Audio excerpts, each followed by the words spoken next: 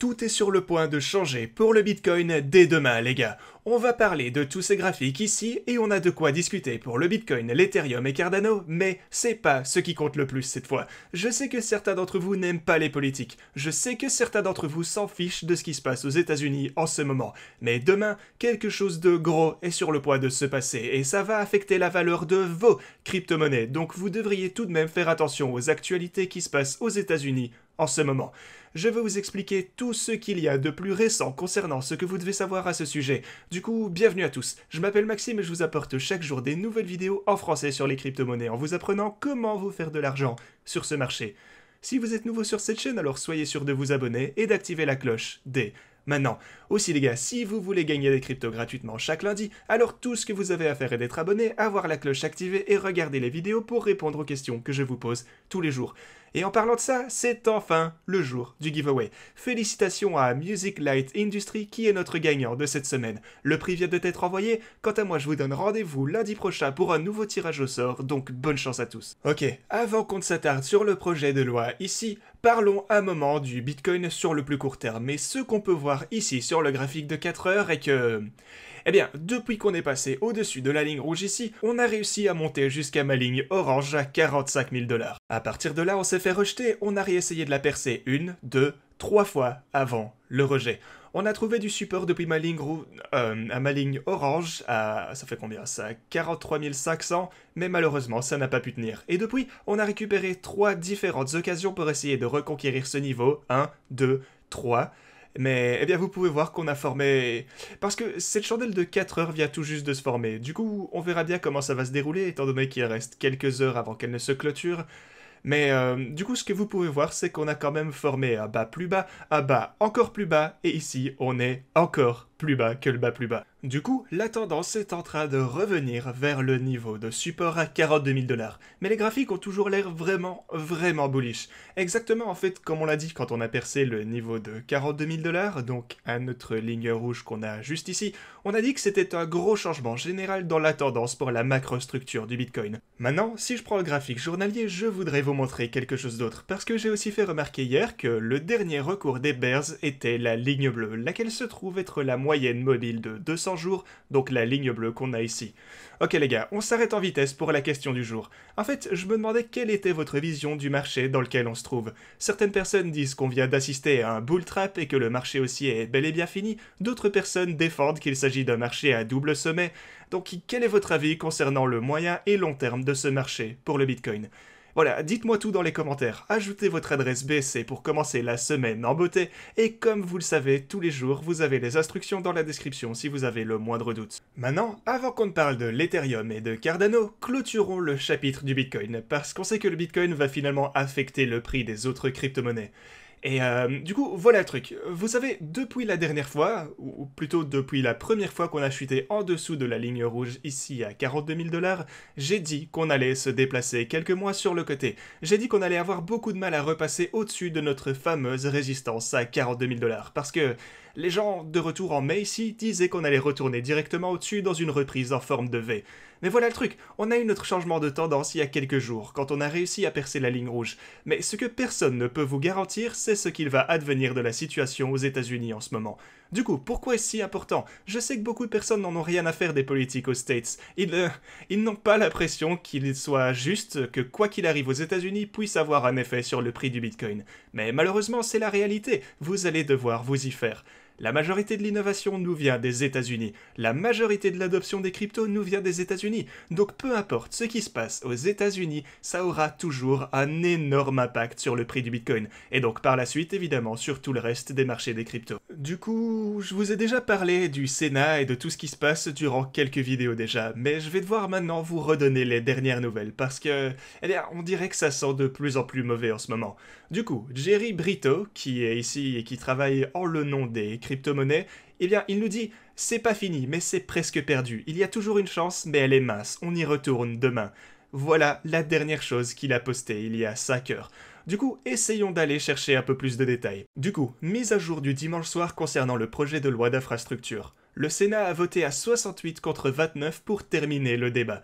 On voulait un vote sur l'amendement Wyden en premier, ou alors un compromis avec Wyden-Warner, mais pas de chance. le Sénat va devoir attendre jusqu'à mardi afin de réaliser le vote final. Donc ce mardi, ils devront voter pour de bon, ce qui aura incontestablement un effet sur le prix du Bitcoin. Mais aussi gardez en tête qu'ils pourraient toujours changer le projet de loi d'ici là. Du coup, c'est aussi pourquoi je pense que les marchés perdent un peu de vitesse en ce moment. Je pense qu'en fait on était sur le point d'écraser ce niveau, on allait écraser la moyenne mobile de 200 jours, donc la ligne bleue ici, qu'on allait dépasser comme si de rien n'était, mais les Bears ont reçu pas mal d'aide de la part du Sénat, qui a décidé de voter sur le fait de ne pas prendre cet amendement en considération en gros. Donc ceci veut dire, dans sa forme actuelle, donc le projet de loi qui est pour le moment sur le point d'entrer en vigueur et qu'ils vont voter demain, voilà en quoi il consiste. En gros, tous les fournisseurs d'infrastructures aux États-Unis, donc y compris les mineurs, y compris les validateurs, les fournisseurs de wallets, les échanges décentralisés, les développeurs, etc., tous ceux-ci ne pourront plus opérer depuis les États-Unis à cause de ça. Maintenant, ça ne prendra pas effet directement mardi, je pense que c'est prévu pour 2022-2023, et il y aura toujours forcément du temps pour tenter de trouver une solution. Mais si le projet de loi est passé ce mardi, ce qui, à ce point semblerait plutôt probable, ça aura certainement encore plus d'effet sur le prix du Bitcoin ici. Et je pense que la ligne rouge se comportera toujours comme un support assez fort. Maintenant, est-ce que ça va être en mesure de supporter le prix du Bitcoin juste après ce drama ? Honnêtement, les gars, j'en suis vraiment pas sûr. Maintenant, au long terme, ça n'a pas d'importance. Au long terme, les cryptos vont finir par gagner la compétition contre ces gouvernements et leur propre vision de ce qui est bien ou mal. Ce qu'ils viennent de faire maintenant est juste complètement absurde. Je n'ai aucun problème avec le fait que les plateformes doivent fournir des rapports et ce genre de choses. Mais les wallets et les mineurs, je veux dire, ils ne sauraient même pas le faire s'ils le voulaient. Donc ça nous montre simplement que, peu importe les personnes qui sont au Sénat en ce moment, et qui au passage ont été élues par le public, ils n'ont pas la moindre idée de ce dont ils parlent.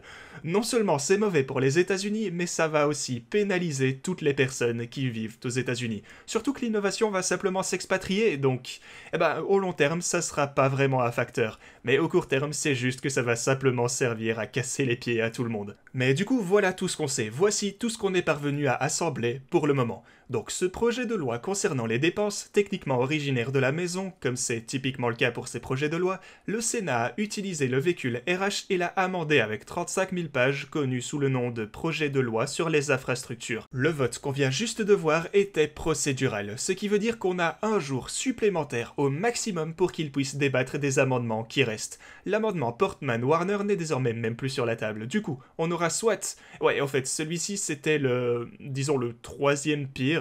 Donc celui qui est voté en ce moment est le pire, celui-ci était le deuxième, et donc l'amendement Wyden est bien sûr celui qu'on préfère, donc le meilleur d'entre eux. Soit on aura l'amendement Wyden, ou alors ce sera celui qui était formulé originellement. Du coup, on aura soit le pire, soit le meilleur, d'après ce que ce gars nous dit. Du coup, à ce point, il semblerait improbable que Wyden bénéficie du moindre temps de parole. Ce qui veut dire que ce truc va être rejeté tout droit à la maison, laquelle offre son propre amendement. S'il y a des différences, les deux versions sont confrontées en conférence, ce dont vous vous souvenez probablement pour le Obamacare. Du coup, on va juste devoir attendre et voir ce qui se passe les gars, mais il semblerait probable qu'ils votent en faveur de la version originale, laquelle est définitivement très mauvaise.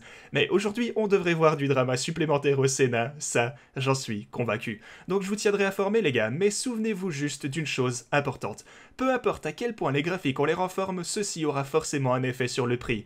Du coup, ouais, ça pourrait soit aller vers le haut si on voit un développement positif, ce qui semble moins probable malheureusement, ou ça pourrait aller vers le bas si on avait de mauvaises nouvelles qui s'empilent encore ici. Du coup, soyez préparés pour ça les gars. Concernant l'Ethereum, le prochain niveau de support se trouvera être à 2855 $, et en haut, on a la boîte orange dans l'éventualité de développement positif, et si le prix de l'Ethereum s'élève, alors on aura 3300 $ ici en haut. Aussi, pour Cardano, on est pour le moment à l'intérieur de la boîte non, attendez, on est descendu, on s'est fait rejeter par la boîte orange ici. On est un peu au milieu de nulle part pour le moment, donc... Ouais, on verra bien où tout ceci va nous mener. On a la résistance à 1,46 $ et vous avez le prochain niveau de support à 1,20 $. Les gars, ne soyez pas... Vous savez, ne perdez pas espoir dans les cryptos à cause de ce projet de loi. C'est pas ce que j'essaye de vous dire pour le moment. Tout ce que je veux que vous compreniez, c'est que toute cette affaire va forcément avoir un impact au court terme sur les marchés des cryptos. Ça va avoir un impact négatif au court terme sur l'innovation. Et du coup, c'est juste ce qui est important à comprendre. Mais au long terme, le Bitcoin va continuer à s'élever. Je veux dire, Voyez ça comme ça, c'est simplement le meilleur actif au monde. Et ouais, ils peuvent juste rien y faire en fin de compte. Donc peu importe à quel point ça pourrait nous faire chuter sur le court terme, au final le Bitcoin va survivre et le Bitcoin va prospérer. Et aussi les gars, si vous voulez trader cette volatilité, vous pouvez obtenir un bonus allant jusqu'à 1200$ sur Femex et jusqu'à 1600$ par ici sur Bybit. Merci d'avoir regardé les gars et à la prochaine.